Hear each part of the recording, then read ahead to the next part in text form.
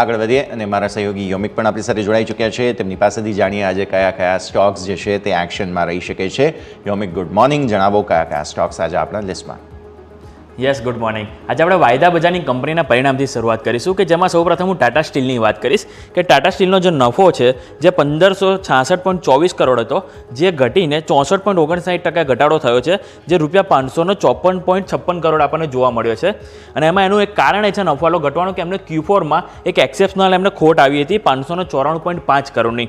અને એમની જે આવકની વાત કરીએ તો આવક એમની 63,131 કરોડ હતી, જે 7% ઘટાડો થયો છે અને જે રૂપિયા 58,863 કરોડ જોવા મળી છે.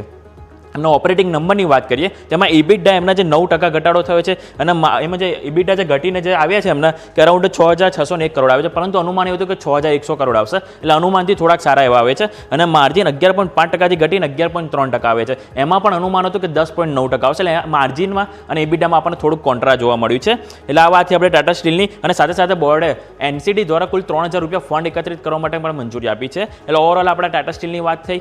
જે બાદ આપણે કમિન્સ ઇન્ડિયાના નંબર બહુ સારા એવા છે કે એમનો જે નફો જે છે એ 76.3%થી વધીને 561 કરોડ જોવા મળ્યું છે, જ્યારે એમની આવકમાં પણ 20.3%નો વધારો થઈને આપણને રૂપિયા 2,316 કરોડ જોવા મળ્યો છે.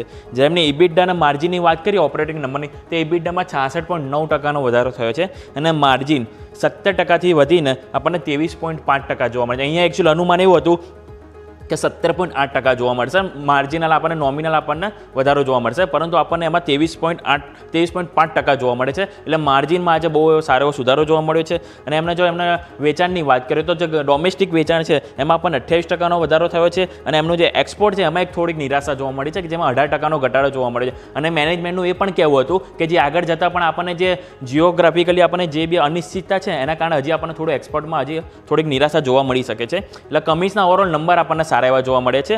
જે બાદ આપણે GMR એરપોર્ટ્સ કે જેના બમ્પર રિઝલ્ટ આવ્યા છે કે એમાં જો એમની ખોટ જે 639 કરોડ હતી જેમાં 74%નો ઘટાડો થયો છે અને જે આ ફેરી રૂપિયા 168 કરોડ આવી છે.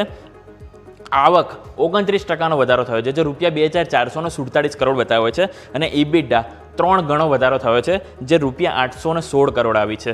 અને માર્જિન જે 13.5% હતા જે વધીને 33.4% થયા છે. એટલે ઓવરઓલ એમના ઓપરેટિંગ નંબર બહુ સારા એવા આવ્યા છે. એટલે GMR એરપોર્ટ આપણે આજના દિવસે રડાર પર રાખીશું. જે બાદ બાટા ઇન્ડિયા કે જેના આપણને થોડાક આપણને નંબરમાં સુસ્તી જોવા મળી છે કે એમનો જે નફો છે 3% ઘટીને 64 કરોડ આવે છે.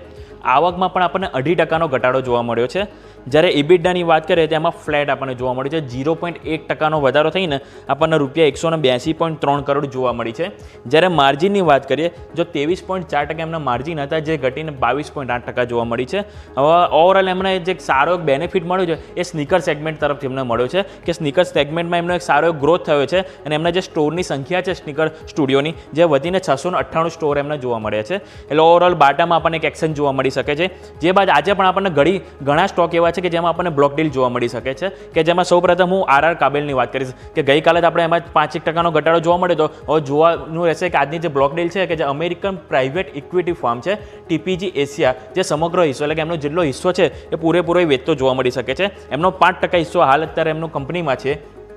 અને આ જે ડીલ છે એમાં કુલ 56 લાખ શેર્સ રૂપિયા 1718 પ્રતિ શેરના ભાવે એક વેચવામાં આવે તેવી એક શક્યતા છે.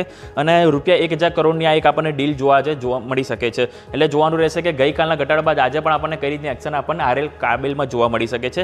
જે બાદ કે ફિનટેકની વાત કરીશું આપણે કે ફિનટેક ટેકનોલોજીમાં આપણને બ્લોક ડીલ દ્વારા એક જનરલ એટલાન્ટિક કંપની છે કે 4.1થી 6.8% હિસ્સો આજે આપણને વેચતા જોવા મળી શકે છે. અને ડીલની સાઇઝ 500 કરોડથી લઈને આપણને 833 કરોડ સુધીની આપણને એક ડીલ જોવા મળી શકે છે. અને જે ફ્લોર કિંમત છે આ ડીલ માટેની એ 712.5 પ્રતિ શેર આપણને નક્કી કરવામાં આવી છે. અને હાલના જે ભાવ છે જે ગઈકાલનું ક્લોઝિંગ એનાથી 4.2% ડિસ્કાઉન્ટ ઉપર આ ડીલ આપણને જોવા મળી શકે છે. એટલે કે ફિનટેક ટેકનોલોજી આપણે ધ્યાન પર રાખીશું. સાથે સાથે IRB ઇન્ફ્રામાં પણ આપણને એક મોટી બ્લોક ડીલ જોવા મળી શકે છે કે એમના જે પ્રમોટર છે જે એમાં પ્રમોટર હોલ્ડિંગ જે છે એમાં કોઈ 2.25 કરોડ શેર એમાં આપણને વેચતા જોવા મળી શકે છે. કે પ્રમોટરની વાત કરીએ તો દીપાલી મહેશ્કર જે પ્રમોટર છે જે 1.5 કરોડ શેર્સ એમના આજે વેચતા જોવા મળી શકે છે અને આ જે ડીલ છે એની ઓફર કિંમત ₹63 થી 72.7 રેન્જ છે એની વચ્ચે આપણને જોવા મળી શકે છે. એટલે ઓવરઓલ આ બધા સ્ટોકની વાત થઈ અને સાથે સાથે એક S&P ગ્લોબલે એક આઉટલુક અપડેટ કર્યો છે બેંક ઉપર. ટોટલ 6 બેંક ઉપર એમણે આઉટલુક અપડેટ કર્યો છે, જેમાં ICICI bank, axis bank, Kotak bank, HDFC bank અને 2 PSU બેંક એટલે કે SBI બેંક અને ઇન્ડિયન બેંક કે જેમનું જે આઉટલુક જે સ્ટેબલ હતું તે એમણે સુધારીને તેમણે એક પોઝિટિવ કર્યું છે. એટલે આ દરેક બેંકમાં આપણને એક સારી એક્શન જોવા મળી શકે છે. Over to yes.